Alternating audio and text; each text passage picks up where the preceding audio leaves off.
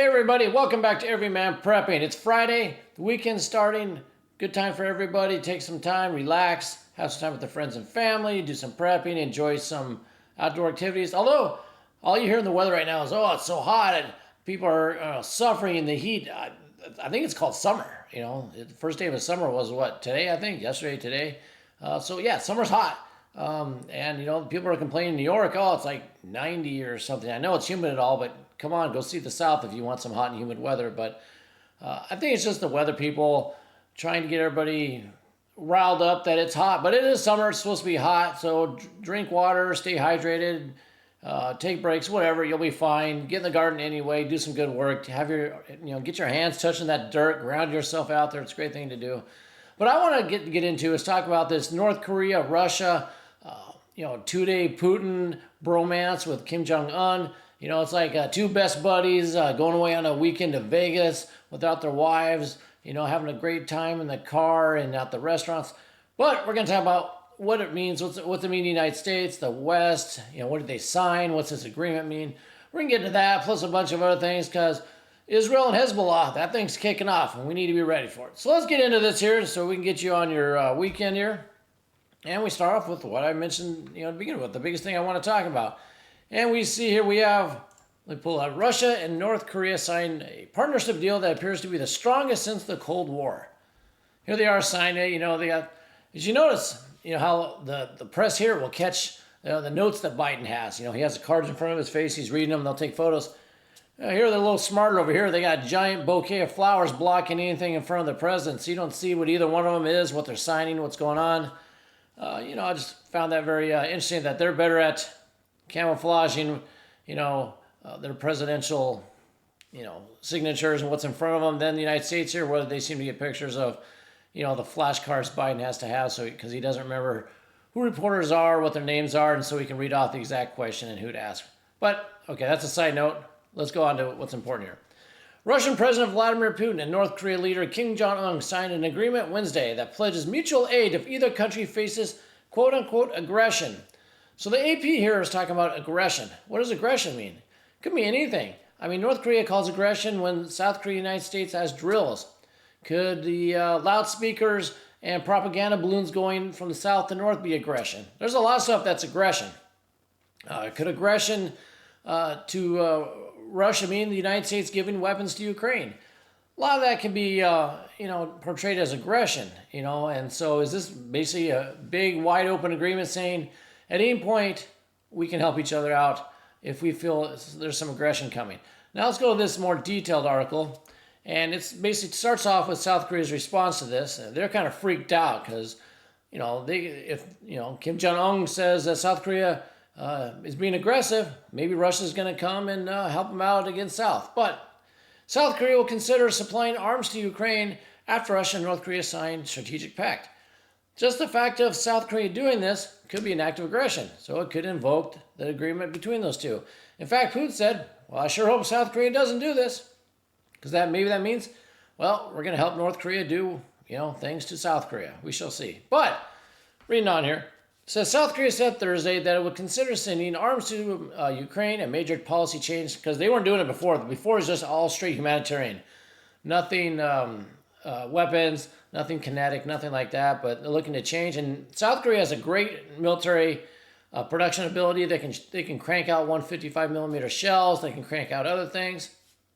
And it says, this came after the agreement where they signed a pact to come to each other's defense. Now this says in the event of war. So this AP article says now in the event of war, as opposed to aggression. Here they are, they're both holding it, they signed it, they both held it. Now, according to the Korean National News Agency, it said if either country gets invaded and is pushed into a state of war, the other must deploy all means at its disposal without delay to provide military and other assistance. So now we're going as far as to say now it's, if they're invaded. So does that mean North Korea has to be invaded? Does that mean, Russia's going to be invaded? Russia's not going to get invaded. So, who's invading Russia? So I think this wording has changed to put at ease a lot of the world. Those, when the first term came out that it was just an act of aggression. It's got to be more than being invaded, because that's probably not going to happen. I think it's going to lean more towards on if we are attacked, either it could be with cyber attacks, could be other things that they're going to enact their basically Article 5 from NATO. It's basically what this is akin to for these two. And you can look for China maybe to join in, want to sign something, as well. Maybe they'll get into it as well. And what do we have? We have them. Let's get into some photos. Here they are walking the troop line here. I mean, like I said, it was like a weekend getaway for these two. Let's check. You got to check this out. Let me blow this up, though. Here we go. Look at these two. They're laughing. They're having a great old time. They're going on a cruise. By the way, two world leaders here in the car. There's like an interpreter in the back or security or somebody. But when have you seen two world leaders driving in the car, driven by one of the two world leaders? And they switched positions here in a little bit, and Kim Jong-un starts driving. All right, here he is right here. When have you seen them? They're like joking and screwing around. It's like the greatest time for everybody. But I just find it very unusual that you never see world leaders driving each other around. Whether it be for security, safety, whatever. But very crazy. This is a crazy video. I mean, could you imagine whether it be Trump or Biden driving around, the leader of the UK or, anybody? I don't know. I just find it very, very interesting. I don't know, what do you think about it? Write down below what you're thinking about this. I mean, not that it means anything on the world stage, but is this just to over-enhance how close they are now? How they're basically bros now, and they're having a great time. So you better not mess with either one of us. I don't know. It's an amazing video, though. Amazing video, just for what you're looking at. So we got that. Now let's move on from that. And I just wanted to take a still shot here so you can see. Putin smirking here. Hold on, I got some sound going. Let's turn that off. There we go. So we got, Putin cheerful. Kim Jong-un is laughing. Who knows what all this junk is up here, but they're having a great time. Like I said, amazing photo, amazing video. Something that, you wouldn't see out of anybody before. So I just find that incredible. And then here we have Putin basically waving bye to his buddy. Hey, see you. Oh, there's Kim Jong-un waving bye to his buddy. Hey, got a great time. Too bad we can't go back to Vegas. Hey, what happens in Vegas stays in Vegas, all that stuff.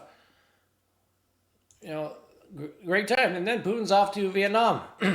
Pissed the United States off because he's in Vietnam making trade deals and all that. Like I said, he's doing this world tour because he's backing up all the allies. When it goes down for real, when it goes after NATO, and it comes down to it, he needs everybody has his back. He needs to have people manufacturing stuff, supplying supplies, commodities, everything into Russia that they don't have manufacturing.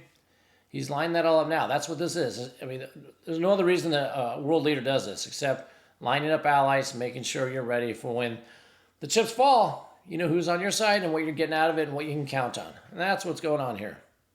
And that's bad news for the United States because, if you think you're going to be able to go against North Korea now and, take care of Kim Jong-un. If he gets a little squirrely, he sent, 3 times now the North Korean troops have crossed the DMZ line, basically. Had warning shots fired.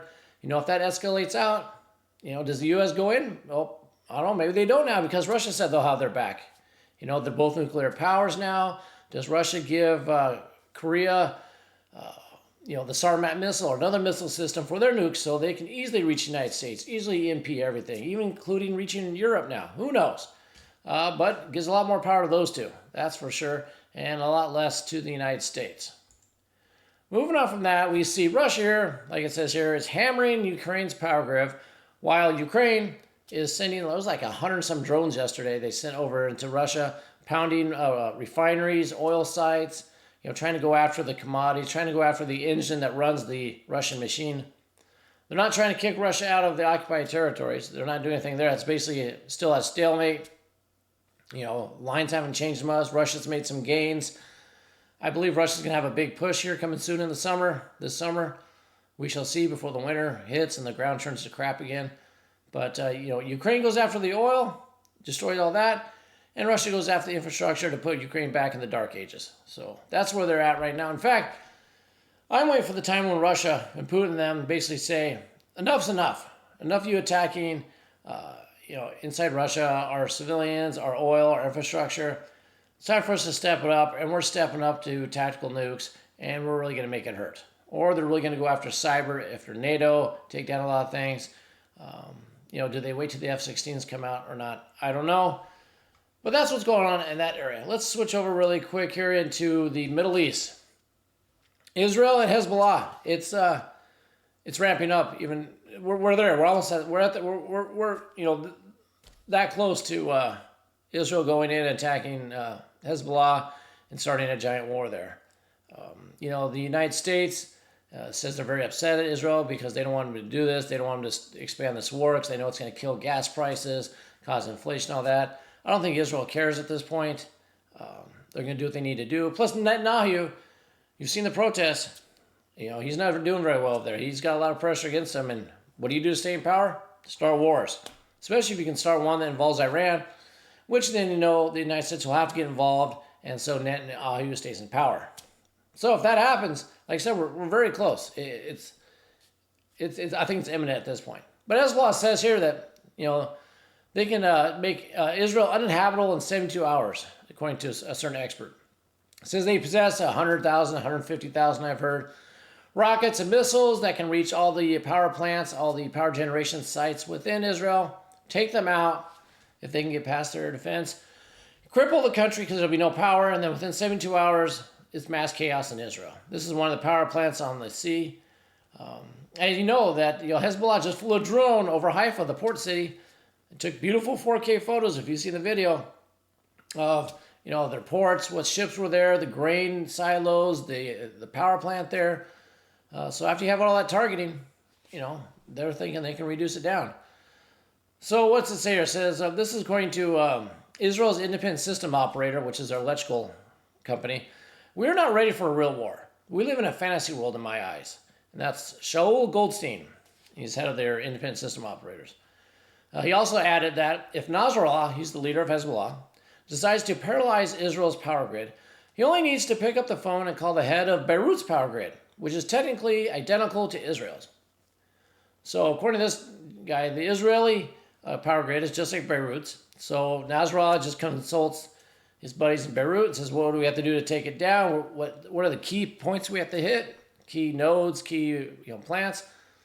They take those out. Boom, Israel, grid down, mass chaos. Let's see what goes from there. But it's going to happen. It's going to happen soon. So just be ready for it. Don't be surprised when you hear it. You'll be ready for it because you've been watching and listening. Speaking of grid down, we had a lot of blackouts across Europe. We've had Albania, as you see here, Albania, Bosnia-Herzegovina, Croatia, Montenegro. And it says almost the entire area of Montenegro is without power due to the network outages. Some say because of the heat over there. Some say because of the infrastructure. That's 4 countries where you got a lot of power down. Ecuador just lost power to the whole country also. So, it's not just in one part of the world. It's all over. It could happen to you. Could happen to the whole United States. Sure. It could happen to, spots within the U.S. Most definitely. So just prepare, make sure you have your stuff. It might not be grid down for, a year or whatever, but, it could be a week, 5 days, it could be 2 weeks, whatever it is. You have your power generation. You have, how you can do something with lights, heating or cooling either way. Probably cooling now since it's summer, especially if you live in the south where it's really hot and humid. Do you have box fans? Do you have a big enough power generation to power an air conditioner for at least one room, so you can keep one room, climate controlled, whatever it may be. This is the time to make sure you do the checks now because you see this happening in other countries. So just plan like it's going to happen to you. Even if it's for a few days, just make sure you have all your stuff. Go through your checklist. Get everything so you can be as comfortable as possible. And lastly, what else do I have here? Let's go to this. All right, this is the last thing here. I didn't know if you heard about this. I kind of just heard about this. But back on Wednesday, car dealerships nationwide were hit with a massive cyber attack. So why are people attacking car dealerships? It happened to CDK Global. They provide a lot of software, and they do it for for financing, for service appointments, for doing approvals, for inventory, all kind of service stuff. They provide the software for. They want millions of dollars. The hacking group. I can't remember which hacking group. I don't know if I selected it here, but I don't think so. But whatever hacking group did this, they they want to millions of dollars to get it off there and get their system back up. The car dealerships haven't done anything. If you've experienced this, put it down below. Have you had trouble getting service? Do you work at a car dealership? How's it affecting you? One of the reasons I think they can do this is, well, if you get the data, you can get people's financial information. A lot of people, finance through the dealership or their loans are through there. You got social security numbers, bank accounts, that kind of thing, so they can get that. I don't know what else would be useful. I'd love to hear what you guys think. Well, why else would you go after car dealerships? It's a unique attack to go after. So I found this just as an interesting thing. It was kind of flying under the radar, so let's see what you guys all think. But that's all I have for you. If you haven't done so, please hit that like button, share, subscribe, all that great stuff. I really appreciate everybody out there. And take time this weekend. Stay cool, drink your water, all that. Do some prepping, but most of all, have a little bit of fun as well. So until next time, keep your ear to the ground and head on a swivel.